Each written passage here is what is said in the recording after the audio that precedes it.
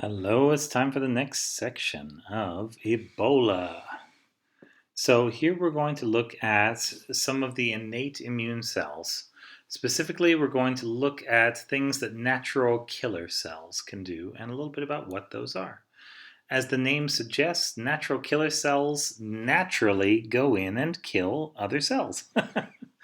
They're similar in some ways to T cells, and there's actually a type of cell that's kind of in between these that's called a natural killer T cell, NKT.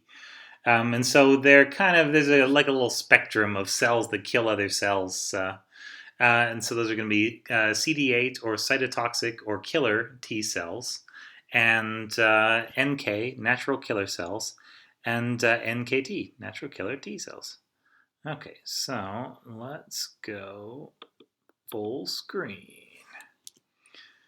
All right. So the interferon system is going to be your first line of defense against viruses. And so one of the goals of the interferon system is going to be to activate parts of the immune system. And one of those parts that we're going to activate is going to be called the natural killer cells. So there are two types of interferon, and there are several subtypes in each one. So interferons like alpha and beta, and I think kappa and lambda as well, are going to be in the type 1 interferon group. But alpha and beta interferon are the main ones. And so that's up here where it says IFN alpha, that's interferon alpha, and IFN beta is interferon beta. And those will interfere with viral replication. These are the things that turn on tetherin and every other kind of antiviral protein. Class 2 interferons, or type 2, are going to be things like interferon gamma that are going to be used as communication between cells of the immune system. So what's the role of natural killer cells here? Well, it's kind of interesting. So, step 1, let's say you've got an infected cell. Okay, so that's right over here. If the cell is able to make an immune response, it will secrete type 1 interferons. So that tells you that the cell is winning, and that's fine. The type 1 interferons are going to stop or slow down viral replication in that cell, and those interferons are also going to signal to nearby cells. Some of them will be released to do the signaling. They'll signal to nearby cells that they need to get ready and start to make those antiviral proteins. So it kind of stops the virus from being able to invade nearby cells, which are the easiest ones to get to. The type 1 interferons will directly activate natural killer cells. And so once the natural killer cells are activated, they can do one of two things. So an activated natural killer cell will release these little granules that contain a protein called perforin, which perforates the cell. So you've got an infected cell that signals with interferon, and that signal basically says, destroy me please, something has gone very wrong, I'm infected, or something like that. And so yeah, the natural killer cell can be activated and can come in and just naturally kill. And it's not particularly going to look for any other signals, it's just going to go in and destroy them. And so perforin will be released, and perforin is going to perforate the membrane of the target cell. And there will also be a thing called granzyme that will enter and cause the cell to go into apoptosis if it hasn't already died from perforin. Other thing activated natural killer cells will do is they will produce type 2 interferon, so interferon gamma. And that will signal to the adaptive immune system that we need to start the adaptive immune response. So we need to make things like killer T cells and antibody-producing plasma cells. But let's say the infection goes the other way. So if you have an infected cell and it doesn't make type 1 interferons, the next thing it's going to do, and this happens with a lot of viruses, is that it's going to downregulate those HLA molecules. So HLA molecules, remember, are the human version of major histocompatibility complex class 1. So HLA A, B, and C are together the major histocompatibility complex class 1 molecules. And we'll have pictures of these things, and we'll be going over what they do. And that's going to be an excellent topic for you to read a little bit more. And there's some good videos as well there. Now, what happens is, so the viruses will often cause cells to pull in these major histocompatibility complex molecules. The function of these molecules is to show a little bit of whatever the cell is making at that moment to the immune system. So the cell, just in the process of recycling proteins, is going to shred them down to little pieces. And if a piece is just the right size, it'll latch on to major histocompatibility complex, and it'll be transported, and so it'll stick out of the cell. So this is like a little hand holding up a little piece of whatever they've just made. And every cell in the body should be doing this all the time.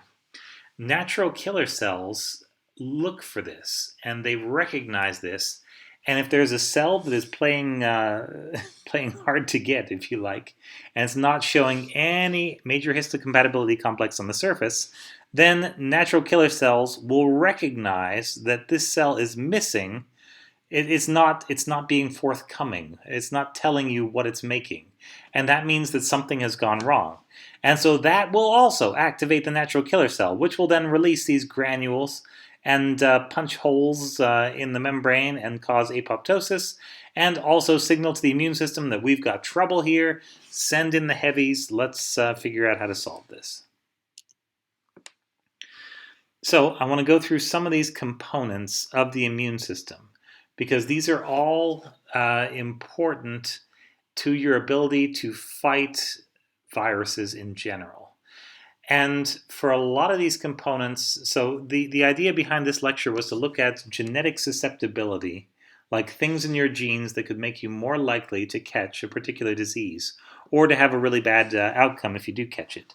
And so each of these things, since they are important in clearing viruses, when there are polymorphisms, when there are different genetic differences between people, quite often some of those genetic differences make these proteins not work as well, and will cause very severe symptoms. So you're going to see some of those. I don't need you to remember that, but I'm using this to illustrate why these things are important. And so, here we go. So perforin looks like this. Here's a perforin monomer, and what happens is that in the presence of calcium, it's going to flatten out and stick to a cell membrane. And then once it's stuck to the cell membrane, it's actually going to insert itself into the cell membrane, which is a neat little trick. And then you're going to build these things up, and you get 1, 2, 3, 4, 5, 6, 7, 8, 9, and that's a hole. And once you've punched a hole in the cell, that's just like punching a hole in anything, the cytoplasm starts to leak out, and if there's a natural killer cell doing this, it can also put that granzyme into there, which will cause the cell to start to die anyway. And so, we know that if you inherit a version of perforin that is broken, this causes severe immune insufficiency. So these are basically babies that have to be born and live their lives in bubbles. And if they don't, they die really soon. So these little kids are susceptible to sepsis, which is just like when your body gets overrun with bacteria and your macrophages and neutrophils are just throwing everything they can at them. And it's called a total body inflammatory state. It's a very bad immunological outcome that's usually, quite often fatal. Mutations also cause this hemophagocytic lymphohistiocytosis, which is also fatal unless treated by a bone marrow transplant in infancy. So that's how serious these little changes to perforin are. And they exist in the world. Some people have these, but they usually do not live long. Okay, next protein is going to be the KIR protein. So this is the main protein that helps the natural killer cells to do their job. So KIR proteins stand for killer cell, immunoglobulin-like receptor proteins. KIR, killer cell immunoglobulin-like receptor proteins. And they are found on the surface of NK cells, and their job is to bind to whatever antigen is being presented on major histocompatibility complex 1. So remember that MHC1 is how normal cells of the body, every single cell in the body, presents a little piece of whatever it's making at this moment, and they change it every couple of minutes. Like here, now I'm making this, now I'm making this. Just a little sample. And so the cure proteins come along and they check that and they make sure it isn't anything, unusual. There are two main haplotypes, so groups of these cure proteins that occur together in the genome. One is called the group A, and so group A actually has fewer of these kiers in there. And the other one is called group B, and group B actually has a couple extra kiers packed in there from some genetic duplications way back in history, maybe a couple 100,000 years ago. And interestingly, haplotype A, the normal 7-kier variety, is associated with survival from Ebola virus. So yeah, people that make the top one do tend to survive, or people that have that genetically.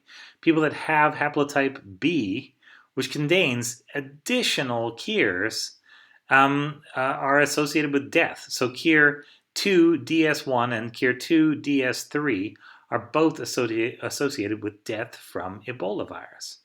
And so I do not recall exactly why that is, whether they are not good at recognizing Ebola proteins or whether it's something else there. It's something it would be very nice if you wanted to look it up and share it with me in the form of a test answer. That would be great. Okay, so here's the interferon pathway. And so it's actually pretty simple. It looks like a whole mass of spaghetti and meatballs there, with the proteins being the meatballs and the little pathways being the spaghetti. But it's not that bad.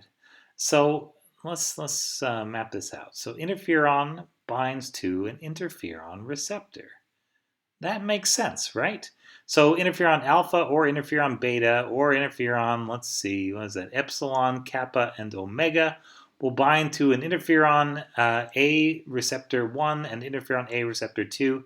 And it takes these two things, they come together to make the full receptor. So type 1 interferon binds to a type 1 interferon receptor. Great. Type 1 interferon receptor has a couple things attached to the bottom of it, but the one that we're going to be concerned about is a protein called JAK. So JAK stands for Janus kinase. That's Janus. Janus is a two-faced god. I think Roman. Although, you know what? Yeah, you may know these gods and goddesses better than I do. So anyway, the idea is that this is a two-faced protein that can both activate and shut off an interferon response depending on what other factors are doing at the time. And so it's a kinase, and kinase's only job in the world is to take something like ATP and take a phosphate off and attach it to another protein. So kinases attach phosphates to other proteins. And JAK will phosphorylate STAT. So interferon binds to the interferon receptor, and then JAK phosphorylates STAT. STAT, there are two types of that, STAT1 and STAT2. They're both very similar. Again, they're probably an old duplicated gene.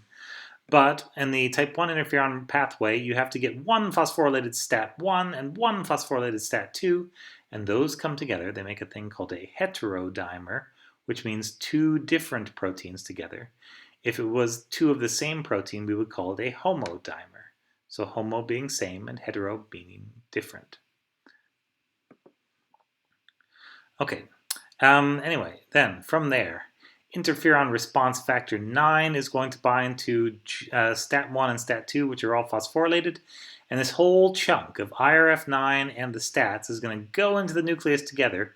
Each one of these binds to a little piece of DNA. And when they can find a piece of DNA where all three of them combine while still being stuck to each other, that is how they're going to turn on. That's going to be the signal to turn on transcription of one of these interferon-stimulated genes. So interferon binds interferon receptor, which activates JAK, which phosphorylates STAT, and STAT1 and STAT2, which bind to an IRF9, and then go to the nucleus, and bam, there you go. There's also a type 2 interferon pathway This is the one that's activated by interferon gamma. It also goes through JAKs and stats. But this is only going to be in immune cells, and these cells are not going to be infected by Ebola, so there's no, we don't need to learn those. But yeah, I'd like to see if you can get your head around the interferon pathway. So we'll do another video right after this with a little drawing of that. Okay, so you got your type 1 and your type 2 interferons. So remember, natural killer cells are responding to type 1 interferon. That activates them. And then they make type 2 interferon. And so that's going to be interferon gamma right here. And then NK cells can make it, and T cells can make interferon gamma. And it is a message that calls to activate all of the granulocytes, so things like mast cells and basophils. They're different immune cells that play a role in the inflammatory response, just sort of generally setting the scene for taking out some kind of infection. They're going to activate macrophages, and so get them to release some of those chemicals. They're going to activate other T cells, which will then go off and either help or kill, depending whether it's a helper or a killer T cell, or there's a couple other subtypes and whatever. We'll get into those in the immunology class.